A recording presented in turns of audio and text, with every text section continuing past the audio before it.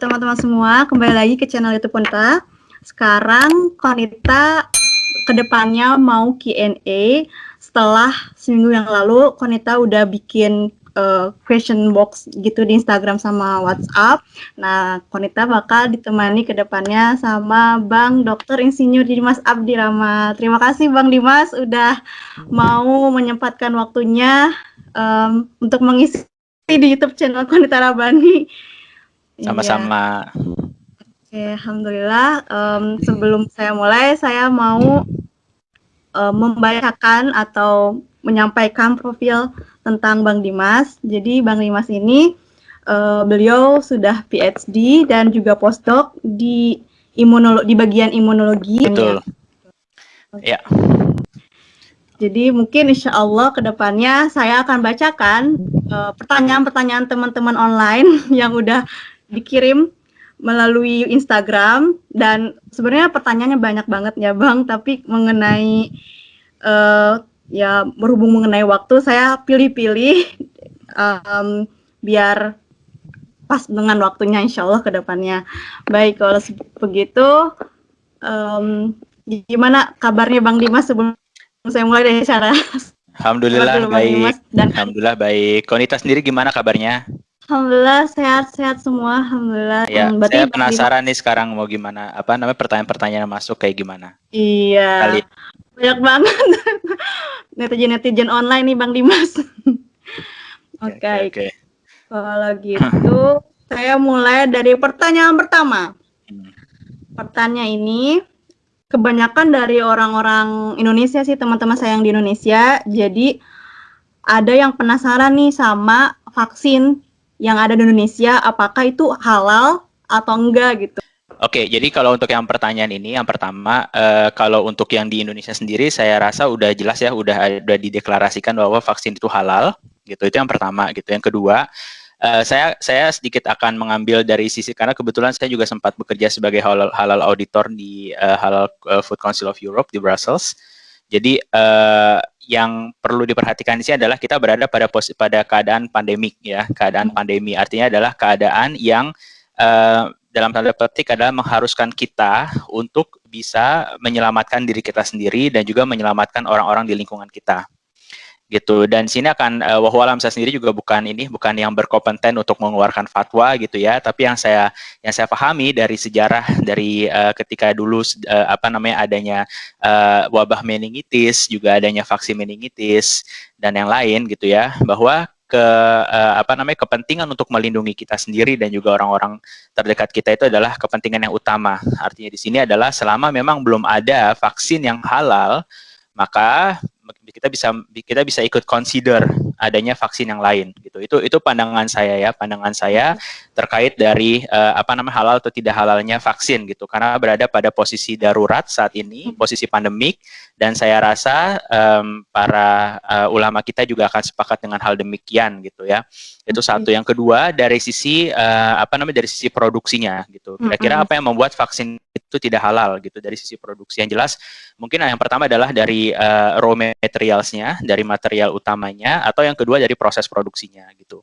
Kalau misalkan dari proses produksi, biasanya yang menjadi concern kita halal auditor adalah apakah production line atau tempat produksinya itu shared gitu ya, artinya shared facility dengan hal yang lain yang bisa jadi haram gitu. Misalnya itu yang pertama. Yang kedua, dari raw materialsnya itu sendiri, apakah ada hal-hal yang berhubungan dengan ketidakhalalan di sini. Mungkin ada beberapa critical point, misalkan di medium. Kalau mungkin dari di vaksin yang ada di Indonesia, karena sifatnya itu adalah vaksin virus yang dilemahkan gitu, setahu yang saya pahami ya, artinya berarti ada medium yang dipakai untuk mengembangkan sel gitu. Nah, maka itu ada medium, ada serum. Jadi ada pertanyaan apakah serum darah itu halal atau tidak, atau misalkan serum sapi gitu ya, atau bovine serum itu juga halal atau tidak, dan lain sebagainya gitu. Tapi kalau misalkan secara dari produksi vaksin yang lain seperti dari BioNTech gitu atau Moderna yang RNA based itu adalah proses sintetis gitu, proses sintetis biasa dalam tanda petik dan memakai enzim ya, enzim RNA polimerase dan lain sebagainya gitu. Artinya mau saya katakan di sini adalah secara raw material sangat sedikit sebenarnya kemungkinan bahwa hal itu tidak halal gitu ya, artinya karena itu sudah melalui berbagai macam jenis proses dan lain sebagainya. Yang kedua, keadaannya kita darurat saat ini belum memungkinkan untuk para halal auditor mengaudit gitu ya, mengaudit produk atau proses, maka ya jadi kita perlu menerima dari sisi posisi darurat ini, menurut saya demikian. Oke. Mudah-mudahan nggak kepanjangan ya Konita, kalau kepanjangan cut aja. Tenang, saya atur. Oke, kita pertanyaan selanjutnya. Next, dari Kintana Rita. Nah, dia pingin tahu nih Bang, urutannya siapa aja sih yang seharusnya berhak menerima vaksin COVID? Nggak hanya zakat ya, ternyata vaksin juga. Oke, gitu Bang. Oke. Jadi untuk pertanyaan ini mungkin saya akan mulai dulu gitu ya dari kenapa sih ada prioritas di sini gitu. Yang pertama bahwa kemunculan pandemi ini itu kemunculan yang bisa dibilang tuh tiba-tiba ya. Kita tahu bahwa akhir tahun 2019 bulan November Desember muncul di Cina, setelah itu baru menyebar di Eropa sendiri, di Jerman itu baru akhir Februari, setelah itu menjadi global pandemik ketika bulan Maret April.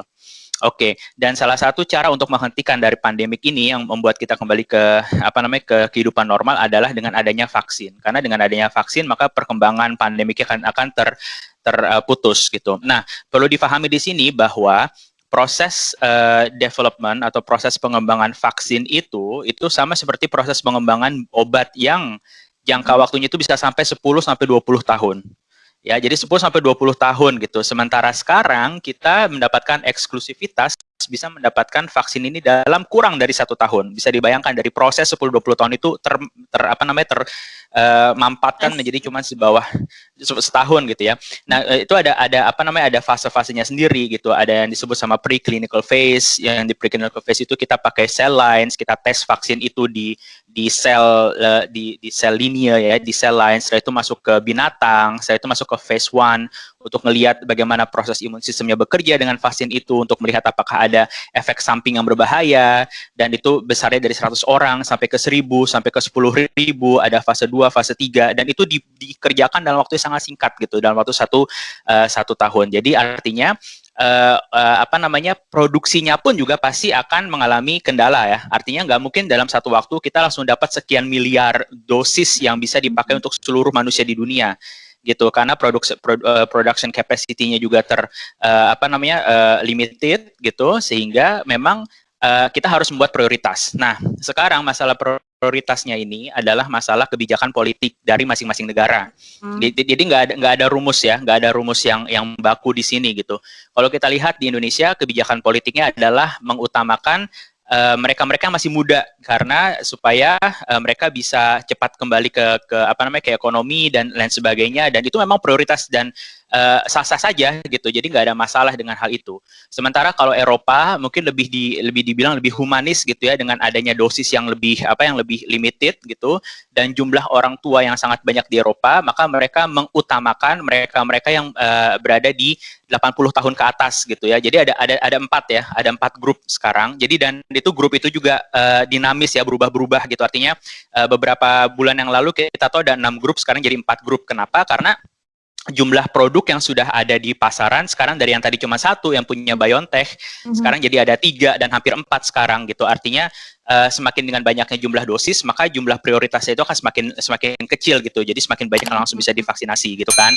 Nah, kalau Eropa sendiri mengutamakan mereka yang di atas 80 tahun, lalu mereka yang prioritas kedua adalah mereka yang punya yang punya kecenderungan bisa terkena infeksi gitu ya, artinya punya masalah-masalah yang lain seperti jantung misalkan, atau paru-paru, atau misalkan adipositas dan lain sebagainya.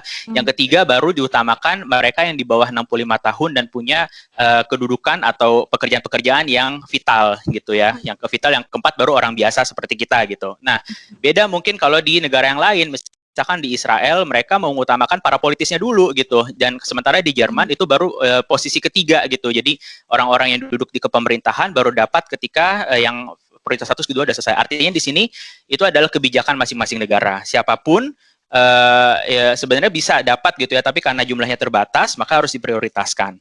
Gitu. Oke. Nah, ada lagi pertanyaan nyambung nih Bang Dimas sama kakaknya ini kena autoimun. Apakah bisa divaksin COVID? Nah, tolong penjelasannya juga kata Osopi. Oke, ya kebetulan saya sendiri juga bidang ekspertis saya di bidang autoimmune disease ya, di systemic lupus erythematosus dan juga rheumatoid arthritis. Jadi memang secara prosesnya ya, secara proses itu ketika kita vaksinasi maka badan kita akan mengeluarkan yang disebut sama immune response gitu. Jadi ya ada immune response gitu. Dia akan menghasilkan antibody, dia akan menghasilkan cytokines, dia akan menghasilkan zat-zat yang lain gitu yang bisa melawan virus gitu. Karena itu kurang lebih. Nah, sementara di dunia imunologi sendiri itu ada yang disebut sama autoimmune. Autoimmune itu adalah kondisi ketika badan kita itu melihat sesuatu yang punya kita sendiri itu sebagai musuh gitu.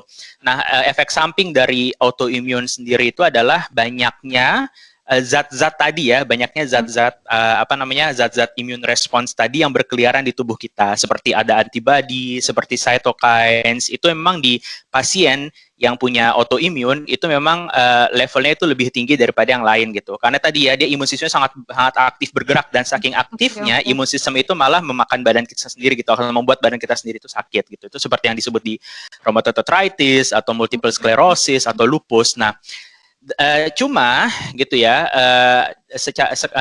kalau kita lihat dari sejarah dari vaksin virus sebelumnya itu tidak ada pembatasan atau tidak ada report yang mengatakan bahwa dengan vaksinasi dengan vaksinasi itu orang yang kena autoimmune disease itu makin sakit, itu nggak ada gitu. Di COVID ini sendiri memang belum ada karena memang tadi ya jangka waktunya baru setahun gitu. Kita belum punya hasil results apa efek sampingnya dalam jangka panjang gitu. Jadi sebenarnya untuk orang yang kena autoimmune disease itu aman-aman saja gitu ya. Dari sisi pertama, dari kita lihat dari sisi sejarah yang ada, yang kedua juga bahkan di Jerman sendiri orang yang kena autoimmune disease itu masuk ke prioritas ketiga gitu ya. Jadi prioritas 1, 2, 3, artinya pemerintah dan juga orang-orang medis sudah memperkirakan gitu apa efek samping dan segala macam. Kalau nggak langsung ditaruh di prioritas ketiga kan gitu kan. Jadi diperbolehkan gitu. Cuman lagi-lagi ini keputusan masing-masing gitu ya. Keputusan masing-masing, silakan ditimbang apa risiko apa benefitnya. Jadi kalau memang kita mau ngambil obat kan ditimbang apa risiko benefit selalu gitu ya. Dan tapi lebih diutamakan untuk perlindungan kita sendiri, juga perlindungan orang-orang sekitar kita. Jadi walaupun terkena autoimmune disease, menurut saya tidak ada masalah untuk divaksinasi. Oke, mantap. Nah, sekarang pertanyaannya dari ibu-ibu menyusui nih Bang, sama ibu yang hamil gitu. Nah, itu efek sampingnya gimana ketika person tersebut gitu mendapatkan vaksin gitu? Mungkin lebih penjelasan ini dari teman saya. Oke, nah itu kembali lagi kita ke masalah data ya. Jadi ke masalah data yang ada. Kalau tadi kan sama autoimmune disease itu juga dilihat dari data gitu. Saya baru menemukan satu publikasi dari The Lancet ya. The Lancet itu keluar 6 hari yang lalu. Itu salah satu publikasi yang paling top lah di dunia medicine, dan hampir semua yang berhubungan sama COVID itu keluar di situ gitu kan. Itu mereka lihat orang-orang yang acceptance yang kena autoimun sama yang nggak kena itu ternyata sama aja gitu. Artinya mereka mau aja kok divaksinasi gitu, dan karena mereka udah lihat dari sejarah data yang ada gitu. Sementara untuk ibu hamil dan ibu menyusui, data yang ada itu sangat limited gitu. Artinya kita nggak bisa mengeluarkan satu konklusi tertentu di sini gitu. Artinya kalau untuk hal yang seperti ini mungkin saya akan mengarahkan untuk konsultasi ke dokter masing-masing. Apakah diperlukan atau enggak adanya vaksinasi itu gitu ketika keadaan hamil atau ketika keadaan menyusui, itu silakan untuk dikomunikasikan masing-masing, karena memang kita belum ada datanya. Kenapa nggak ada datanya? Karena apa namanya itu prosesnya beda ya. Kayak misalkan gini, vaksin itu nggak ada data untuk mereka yang buat anak-anak gitu. Kenapa vaksin itu cuma buat yang 16 tahun atau 17 tahun ke atas gitu? Apakah emang nggak boleh anak-anak? Bukan itu, karena secara etikal kita nggak bisa melakukan uji coba ke anak-anak yang pertama, sehingga emang nggak ada datanya gitu. Tapi bukan berarti vaksin itu nggak berfungsi di anak-anak gitu. Sama seperti untuk ibu kandung atau yang lagi mengandung atau menyusui, bukan berarti vaksinnya berbahaya, cuman emang kita nggak ada datanya gitu. Jadi emang kita sulit untuk mengeluarkan sebuah apa namanya ya kesimpulan gitu. Jadi kesimpulannya silakan dikonsultasikan ke dokter masing-masing, dipertimbangkan lagi resiko dan benefitnya, karena yang kali ini saya nggak melihat ada data gitu, jadi nggak tahu deh gimana ininya efeknya. Oke. Sip. Semoga terjawab ya ini Ibu siapa tadi yang nanya. Ntar saya kasih kolom di bawah siapa yang nanya aja dan pertanyaannya. Ya, pertanyaan selanjutnya, pendapat narasumber yaitu Bang Dimas, apakah vaksin yang telah dikembangkan ini efektif mencegah penularan COVID untuk selanjutnya gitu? Oh ya jelas apa namanya sangat efektif gitu ya. Ini sudah ada basic scientificnya jelas. Dan dengan adanya vaksin, mungkin tadi ada pertanyaan yang seberapa efektif sih vaksin setelah berapa lama sih kita apa namanya vaksin itu bekerja di badan kita gitu. Yang perlu diketahui di sini adalah kita harus punya mindset seperti ini. Jadi bukan berarti dengan kita divaksin kita sembuh atau kayak gitu ya. Artinya memang ketika divaksin kita sembuh gitu. Tapi gini, proses tahu bahwa apa namanya efficacy atau Wirksamkeit ke bahasa Jerman atau apa ya ya gitu apa Wirkung. Ya Wirkung gitu ke ya efficacy lah ya. Jadi itu tuh dilihat dari ada sekelompok orang yang dikasih vaksin, sekelompok orang yang nggak dikasih vaksin, dia dikasih placebo gitu. Terus dua kelompok ini nanti akan tereksposur gitu dengan virus dan lain sebagainya. Itu di situ dilihat dari kelompok satu yang kena vaksin itu berapa yang kena ya, dan kelompok 2 yang nggak kena vaksin itu berapa yang kena, dan di situ baru kelihatan berapa efikasinya gitu. Dan apa namanya dan di situ jelas gitu bahwa kelompok yang kena vaksin itu jauh ya sampai 70% ya. Yang paling rendah itu ya itu 70% itu punyanya AstraZeneca, walaupun bukan berarti punya AstraZeneca itu nggak bagus gitu ya. Cuman yang dimonitor itu 70%. 85% yang saya tahu dari yang keluaran China yang untuk Indonesia, atau sampai 95%, 96% punyanya Moderna sama BioNTech gitu kan. Artinya apa namanya efektif gitu, jadi emang akan tertahan gitu. Dan prosesnya memang kita nggak bisa punya ada beberapa vaksin yang nggak bisa sekali dosis gitu, dua kali dosis. Kenapa? Karena pertama itu untuk boosting. Ketika dikasih vaksin pertama, maka akan ada namanya immunological boost, jadi keluar boost gitu ya di badan kita, itu harus ditambah lagi dengan dosis berikutnya agar wirkungnya itu lebih bagus lagi, efeknya itu lebih bagus lagi. Nah, apakah kemudian diperlukan vaksin lagi ke selanjutnya? Bisa jadi diperlukan, sama seperti seasonal flu yang harus kita vaksin. Tapi yang jelas sangat punya impact gitu untuk mencegah penularan COVID, jelas. Iya, ini adalah pertanyaan terakhir mungkin ya dari Zaza Dilasi. Apa aku bisa mendapatkan vaksin COVID secara gratis di Jerman? Kalau iya, kapan dan gimana caranya? Mungkin dia anak Sweden kali, jadi Yang jelas di Jerman vaksin itu gratis. Kita tidak dibebankan biaya apapun dan untuk semua gitu. Artinya bukan hanya untuk orang Jerman, juga untuk Ausländer, juga untuk studenten, untuk semua itu gratis. Jadi konsepnya di Jerman itu pertama vertrag atau secara legal itu perjanjian itu dibuat dari EU sama produsen vaksin gitu. Jadi berapa harganya dan segala macam. Nanti EU itu baru mengalokasikan ke masing-masing negara. Jerman dari Bundesrepublik ya, secara Bund itu mengambil kosten atau membayar kosten produknya. Jadi produk dosisnya itu yang bayar tuh Jerman, negara gitu ya. Berapapun itu tuh gratis ya, nggak perlu ngelihat berapa status Krankenversicherung dan lain sebagainya. Namun prosesnya atau operasionalnya gitu, operasional itu artinya yang bayarin dokter yang vaksinin atau bayarin mobile vaccination teams dan lain sebagainya, secara operasional itu yang menanggung itu adalah Bundesland. Jadi Bundesländer dan Krankenversicherung. Jadi emang secara produk ya dan secara operasional dua-duanya udah dibayar kok di Jerman. Jadi emang udah gratis gitu. Jadi udah kita nggak akan mengeluarkan biaya apapun. Itu satu. Dan hasil yang kedua, kalau memang karena udah dikasih gratis gitu ya, maka kita harus menerima gitu, kita mau dikasih vaksin apa gitu ya, karena memang ada disebut sama vaksin kelas 2 ya, yaitu vaksin vaksinnya AstraZeneca dalam tanda kutip kelas 2 karena dilihat oh ya dia cuma 75%, yang sementara BioNTech sampai 95-96%, begitu dia nggak ketahuan efek sampingnya untuk yang 55 atau 65 tahun ke atas gitu. Tapi bisa dibilang itu aman gitu, tapi karena gratis, makanya mau nggak mau kita harus nerima vaksin apa yang ada di kita supaya kita cepat gitu ya, cepat sampai pada jumlah orang yang tervaksinasi 70% tervaksinasi sehingga kita bisa ada herd immunity, setelah itu kita bisa kembali ke normal gitu. Oke. Terus cara cari termin ke dokter biasa atau gimana? Tadi dia nanya gimana caranya mendapatkan vaksin. Oke.